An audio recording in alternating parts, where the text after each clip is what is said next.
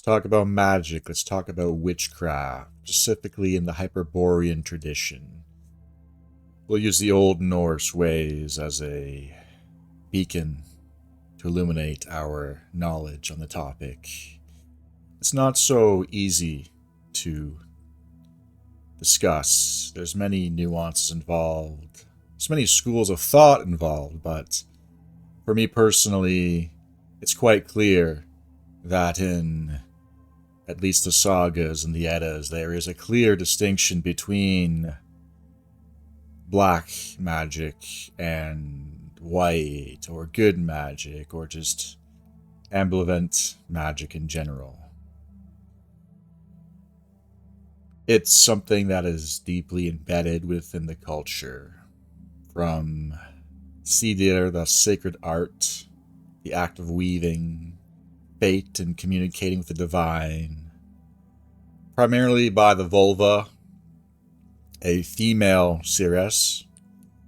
It carried immense reverence, but could be viewed with suspicion, especially if it was men getting involved here.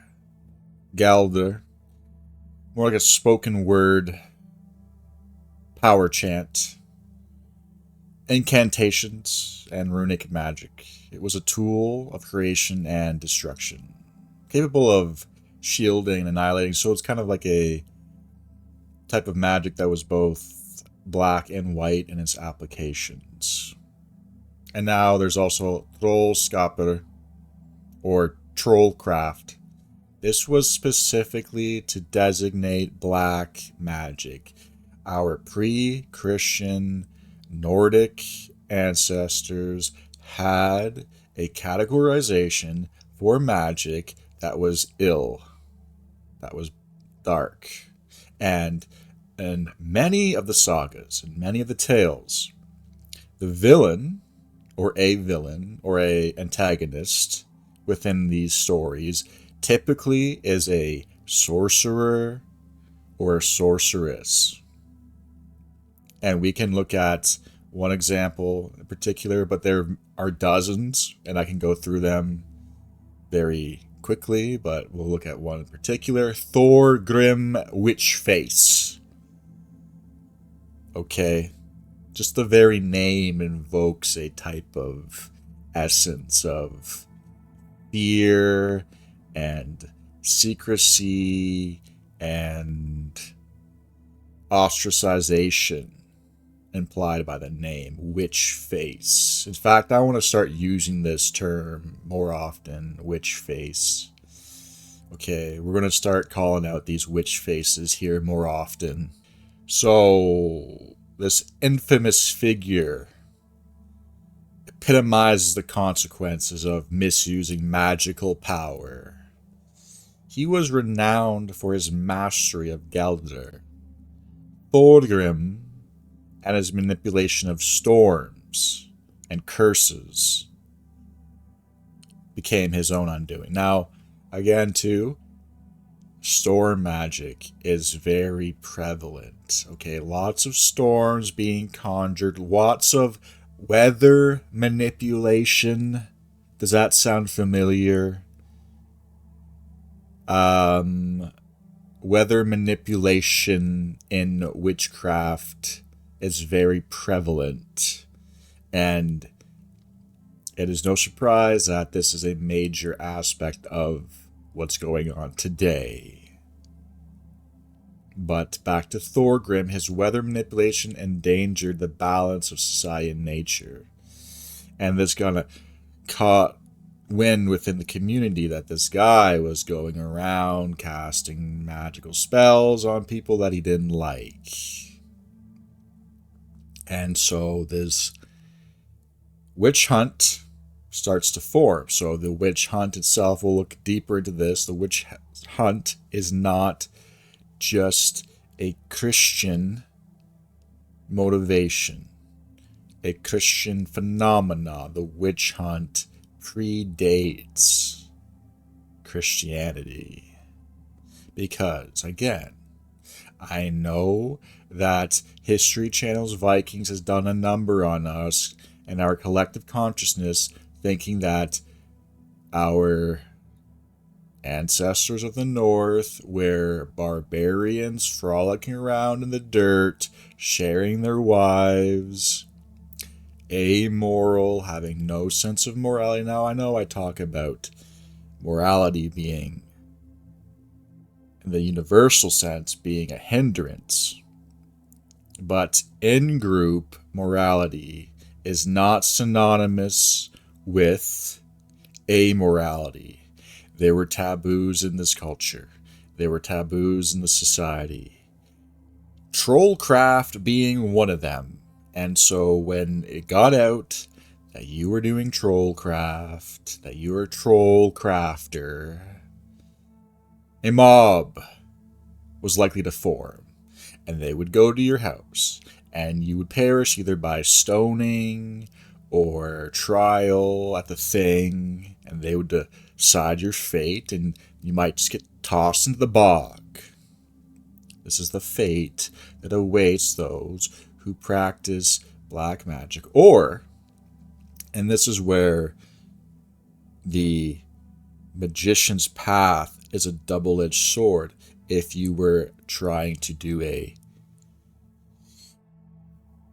blessing or a spell to create a good crop, and it went sour, it went bad for that crop, and you were the sorcerer, the sorceress involved, you were looked at as the number one cause of this fall, of this ill effect. And so it wasn't a safe or easy profession to get into. It could go sideways very quickly for those who got involved in the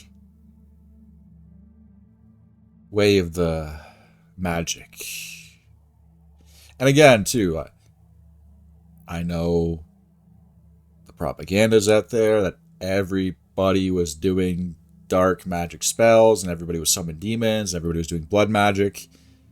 These were very unique people. These were far and few in between of everybody. The layman, the farmer, the Thor worshipper, the Freya worshipper,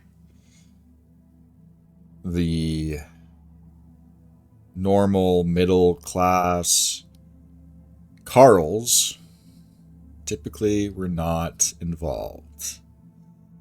Okay. So there's this kind of a wild witch hunt motif going on here. Got a few examples. We got Kotkel and Grima's Reckoning. Right? Grima. Does that sound familiar? So Kotkel and Grima were wielders of dark magic. This is in the Laxdela saga, by the way. They used their magic to curse their foes, such as enchanting a horse to deliver death. And the community got involved and delivered collective justice by stoning them and their kin. Okay, reflecting this in-group morality that protects the social fabric of old Hyperborea. Okay, these weren't just peasants drinking in the reek. The defiance of Katla. So Katla in the saga spells to shield her son from disputed justice. And so this story is interesting because you see a nuance too between the different types of magic wielders. Okay, so Katla, she's using magic to shield her son's disputed justice. And so the community, they go to a different sorceress, Girid, to neutralize Katla's magic and allow the villagers to enact the retribution against her son because he allegedly did something wrong and they needed to reaffirm order. So there's a witch in the Havadar saga. This witch curses an entire family, leading to a series of tragic events. Her sorcery disrupts the social fabric of the community, And her malevolent deeds, again, lead to her eventual death at the hands of those she's wronged. Okay? There's also the threat of you becoming cursed by way of your own malicious magic after the fact of your death. Hrap, the sorcerer. He uses sorcery and intimidation to dominate others during his life. But after his death, he becomes a draugr. If you don't know what a draugr is, it's like a restless spirit. Not quite like a zombie, but similar. And because this person's vibration was so embedded into the harming of others within his community, he was cursed to continue this behavior as the form of a draugr. And so, his burial site is desecrated, and his remains are destroyed in an attempt to rid the community of this curse. Again, burial sites, another important factor here. Burial sites were seen as almost a respawn point in some regards, where you could come back and get your loot from previous generations that you incarnated from. Okay. Right. You gotta get your body, you gotta get your loot. And there's many other examples too, where perhaps they're not hunted down, but these witches become ostracized from the community due to their actions. In Egil's saga, Gunhild, Mother of Kings, is portrayed as a cunning and manipulative sorceress. She uses magic to control others and exact revenge, such as cursing Egil himself. Her actions often provoked conflict, and while she was not hunted down like the others, she's a prime example of what can happen. Right? You lose your standing community, you're ostracized, you're out. Okay, and that's a very bad thing to happen back then, because some would say death is better than being ostracized in a close-knit community. There's also Svanir. Again, more storm magic here. He's using storm magic. He's conjuring it to act against his enemies.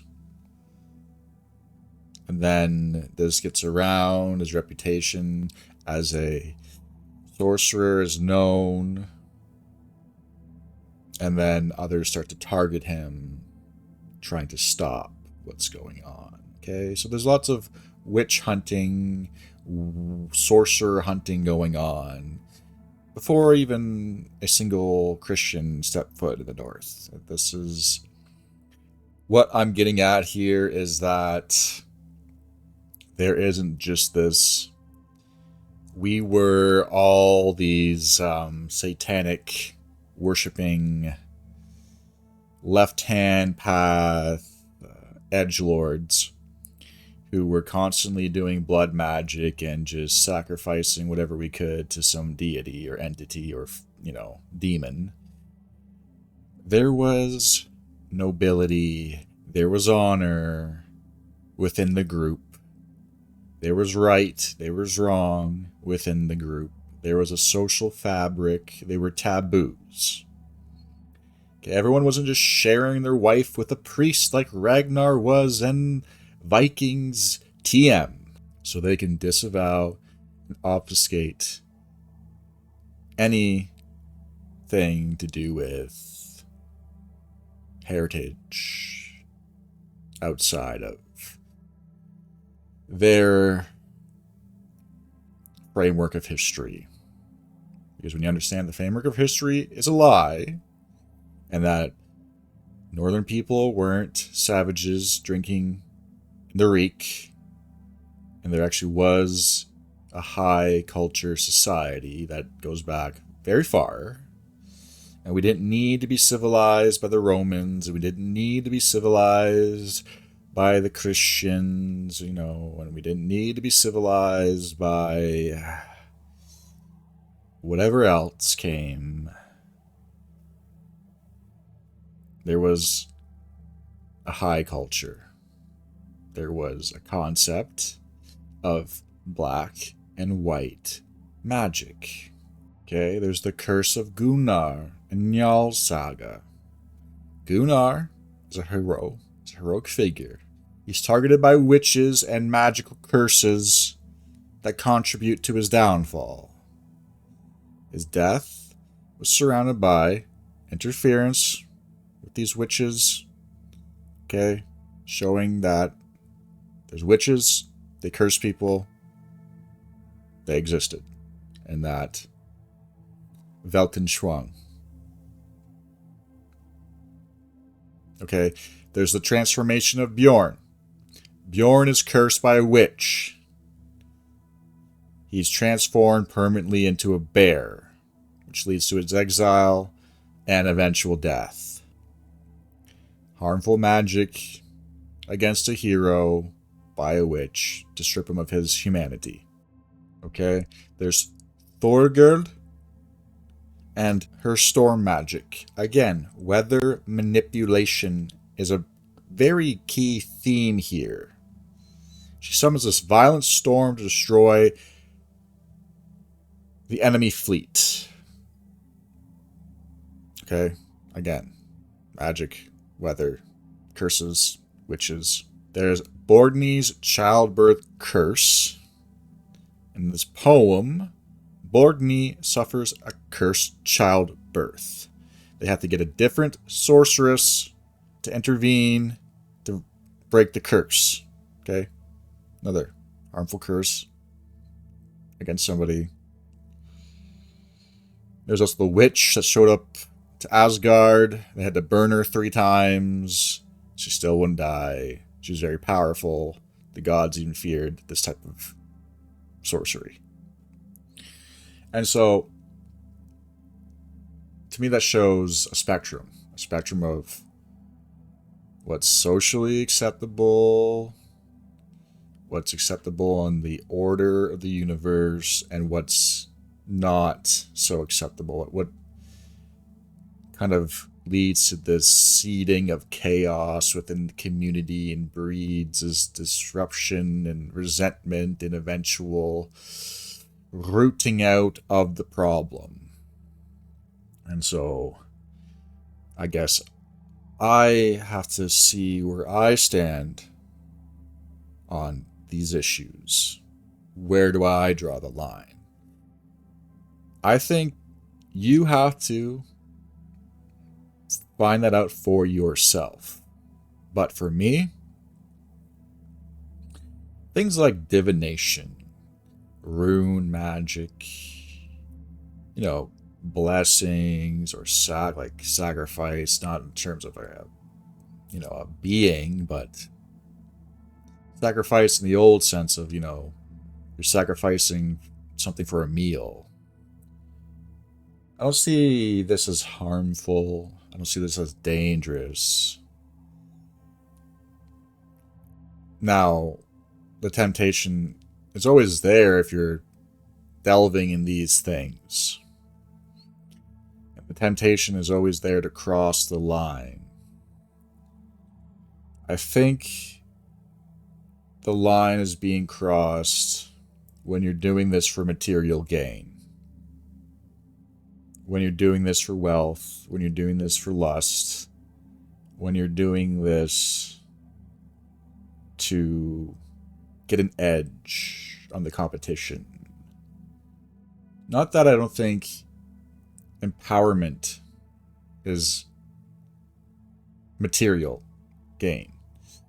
Empowering your will, empowering your wisdom, trying to gain insight, deeper insight, and whatnot.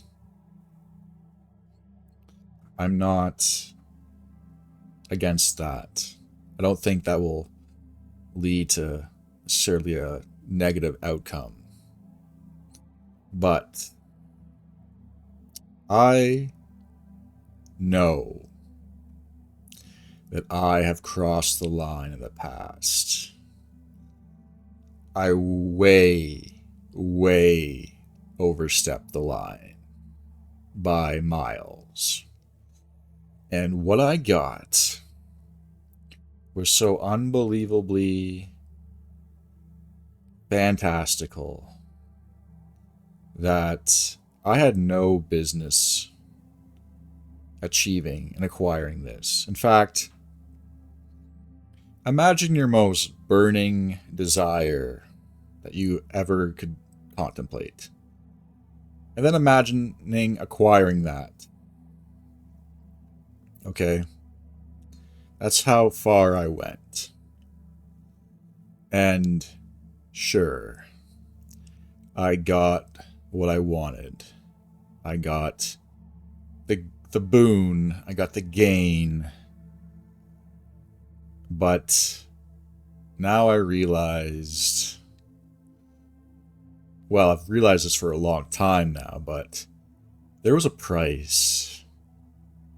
There was a big price to pay for that. A price that is not worth what you get. So maybe this is just now turning into a warning, so to speak. I'm not going to tell you what and what not to do. I'm just going to relay to you my own experiences and where I see the line. And so I still pay dearly for this crossing of the line. And it's almost as if now I walk around this plane as a drogger, as a ghost. It's like I carry a phantom limb with me wherever I go, even though I'm fully intact. But I have a sensation of a phantom limb that never ceases, that always gnaws. And so, yeah. Don't cross the line. Take it from me. And maybe some people who are over curious have to just figure that out for themselves, but this is kind of what happens when you're a teenager and you have unlimited access to every grimoire, every spell, every single occult philosophy ever known to man at the fingertips of yourself. And so a young man without any schooling, without any people who are steeped in these traditions, who are without any mentors or guidance, can just fall into this abyss of knowledge and free fall through the cosmos, summoning things that should not have been summoned, or deals that should not have been made. But nonetheless, I pay. And so be careful out there. Heed the warnings of not even just myself, but all the sagas, all the stories, all the knowledge is out there. And, you know, there is this inkling within certain types of people to delve. And I would say, if you don't have that, you're blessed. There's no reason for it. There's no reason to do it. There's nothing that you shouldn't be able to do with your own might, your own will. You shouldn't need to have to augment yourself. But the other hand, the other thing is that there are people out there who don't like you, and they're much deeper than we could ever possibly be in. So there is an argument to be said, why not use all available weaponry that is in the arsenal to shield us? But that's different, again. Shielding is a lot different from material gain. I recently remember this a long time ago, but I cast some sort of medieval invisibility spell on me a long time ago. I've never been pulled over or stopped at an airport or, you know, I don't have eyes on me ever, it seems. It's odd anyway. I'm not saying I am invisible, but I mean, I am, but I'm not. You know what I mean? So you just have to kind of tread carefully, extremely carefully. Again, do you want my advice? If you're not inclined, don't do it at all. If you are inclined, people want me to take a look at the runes. I think that's where it should start and stop, because that's actually in line with their own biospirit. Once you get into ritual magic, chaos magic, witchcraft, and these schools of thought and lineages are so infiltrated and corrupted and actually designed to harm you specifically that nothing but ill will come out of it, right? You can't use the ring of power for good. It's inherently evil. Even if you want to use it for good, it's going to consume you in the end. So just be aware. Black magic exists. It's all pervasive. There is nothing that you can do or say to convince me otherwise, because of what I've experienced and what I've done and what I've acquired.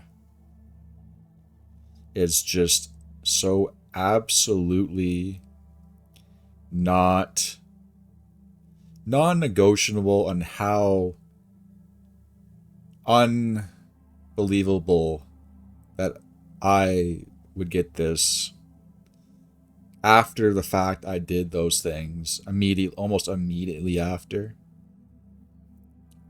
I'm just telling you, like, first-hand experience is the king of all belief, of all perspective. Sure, I might sound like a crazy old wizard, and maybe I am, but there's just nothing you can say to convince me otherwise, because, when you lived it, you lived it. And if you know it, you know it, and you know exactly what I'm talking about because you've done it too, right? Or you've lived it too, or you've had something too. You just know there's unseen forces. If you haven't, then there's nothing I can do on the flip side to convince you otherwise. And that's fine, because I don't need to convince you. I don't have a burning desire to be right about this stuff, to, win the debate.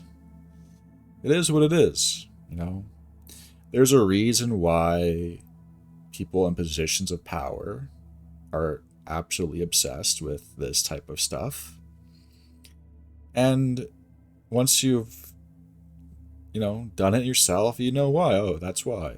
And especially when you're just an amateur, flipping around as a kid, and you can already figure out how to get material boons, you have no idea what these entrenched orders are even capable of, because it's just so fantastical that you couldn't even fathom it, and you don't even want to fathom it.